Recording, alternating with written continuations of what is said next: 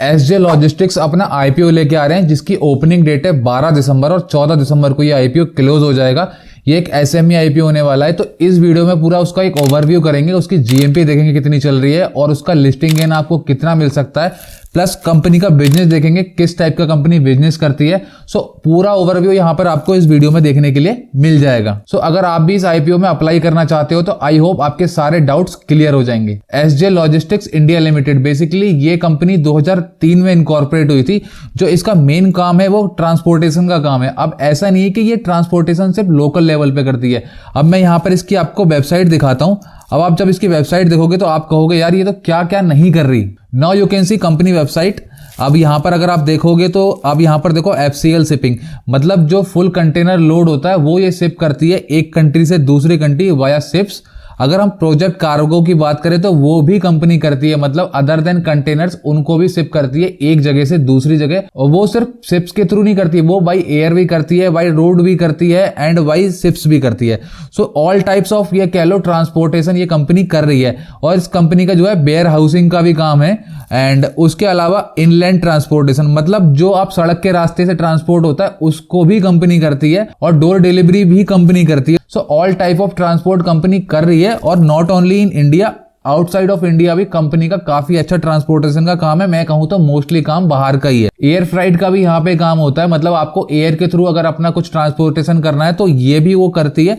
और उसके अलावा कस्टम डिक्लेरेशन, मतलब आपको जो है एक कंट्री से दूसरी कंट्री तक अगर कोई सामान लेके जाना है, जैसे आपको कोई गाड़ी ले जानी है फॉर एग्जाम्पल, तो उसके लिए ना कस्टम डिक्लेरेशन होता है पहले, तो वो भी ये कंपनी करती है। तो ऑल टाइप ऑफ ट्रांसपोर्टेशन आप कह सकते हो ये कंपनी कर रही है आज की डेट में। और टोटल कंपनी की अभी 350 प्लस प्रोजेक्ट्स हैं और 20 प्लस ईयर्स का अभी कंपनी को एक्सपीरियंस हो चुका है। अगर मैं इसकी मेन स्ट्रेंथ की बात करूं तो उसकी मेन स्ट्रेंथ में नंबर 1 पर आ जाता है कि इसका ट्रैक रिकॉर्ड बहुत अच्छा है। एंड नंबर 2 यहाँ पर जो इसके कस्टमर्स हैं उसके साथ में इनकी जो रिलेशन है वो काफी अच्छी है। और कंपनी कोई नई नहीं है, कोई नया स्टार्टअप नहीं है। सो दैट मींस अभी जो है कंपनी की पूरी जो है रेंज है आपके ट्रांसपोर्टेशन की, प्लस इसने अपना नेटवर्क ऑलरेडी फैला रखा है, तो इसको किसी भी तरह की कोई दिक्कत आने नहीं वाली है। ओवरऑल कंपनी का बिजनेस मुझे बहुत शानदार लग रहा है। अब जब इसके फाइनेंशियल देखेंगे तो उसमें पता चलेगा कि कंपनी एक्चुअल कैसा परफॉर्म कर रही है, बट यहाँ पे बिजनेस तो मुझे काफी शानदार लग रहा है। अब हम बात कर लेते हैं फाइनेंशियल्स की।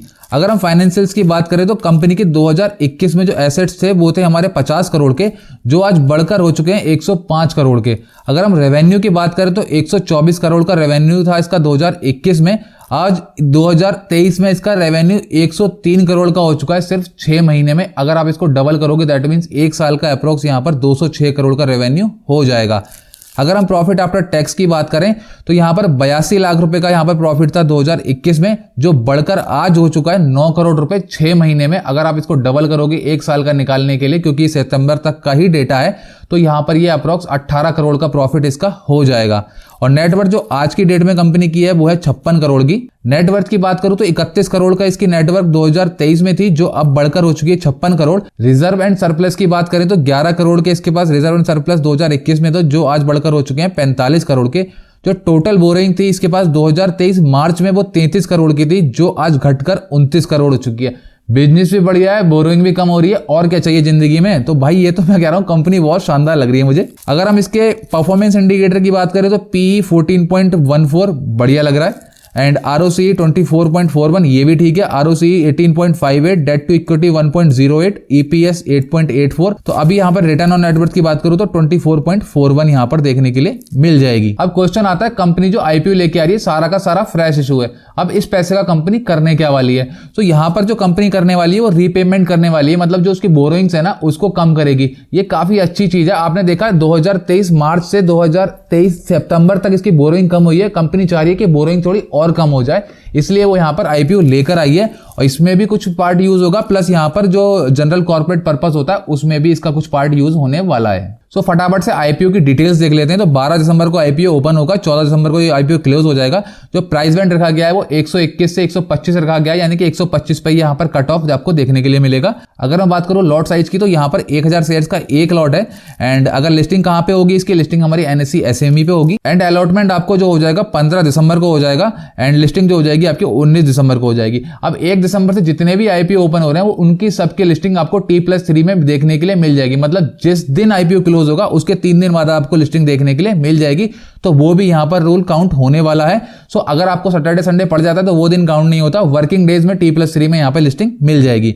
अगर आप रिटेल में इन्वेस्ट करोगे तो आपको मिनिमम 1,25,000 इन्वेस्ट करने पड़ेंगे। अगर आप रिटेल में इन्वेस्ट नहीं करके HNI में करते हो तो आपको 2,50,000 मिनिमम इन्वेस्टमेंट करना पड़ेगा। अगर हम बात करें शेयर होल्डिंग पैटर्न की, तो शेयर होल्डिंग पैटर्न अभी जो है प्रमोटर्स के पास 67.55 है, बट आफ्टर आईपीओ ये रह जाएगा 49.64। अब बात कर लेते हैं ग्रे मार्केट प्रीमियम GMP क्या चल रहा है। अगर मैं GMP की बात करूं तो आज की डेट में जब मैं ये वीडियो बना रहा हूं तो इसका GMP चल रहा है 100 रुपए, यानी कि यहां पर आपको 80% लिस्टिंग गेन मिलने की उम्मीद है। अगर आप सिर्फ लिस्टिंग गेन के लिए अप्लाई करना चाहते हो तो भी आप कर सकते हो। मैं तो कहता हूं अगर आप यहां पर लिस्टिंग गेन आपको अगर कम भी मिलता है ना तो भी आप लॉन्ग टर्म में इस आईपीओ में अप्लाई कर सकते हो, but at the end final राय आपकी खुद होनी चाहिए। आप एक बार इसका एनालिसिस दोबारा करो, आपके अकॉर्डिंग अगर ये आईपीओ फिट बैठता है तो ही आप इसमें अप्लाई करो। मैं अपनी पर्सनल राय दे रहा हूं क्योंकि कंपनी के फाइनेंशियल्स काफी अच्छे हैं, कंपनी का बिजनेस काफी अच्छा है और यहां पर GMP भी काफी अच्छी है। लेकिन अगर एक चीज मैं अपनी राय दूं तो मैं यहां पर सिर्फ लिस्टिंग गेन के लिए अप्लाई करूंगा, बट अगर लिस्टिंग गेन मुझे काफी ज्यादा मिल जाता है, मतलब डबल हो जाता है मेरा पैसा, तो मैं वहां पर लॉन्ग टर्म के लिए नहीं रुकूंगा, फिर मैं बाहर आ जाऊंगा। सो आप मुझे कमेंट करके जरूर बताना आप क्या करोगे, इस आईपीओ में अप्लाई करोगे या नहीं करोगे।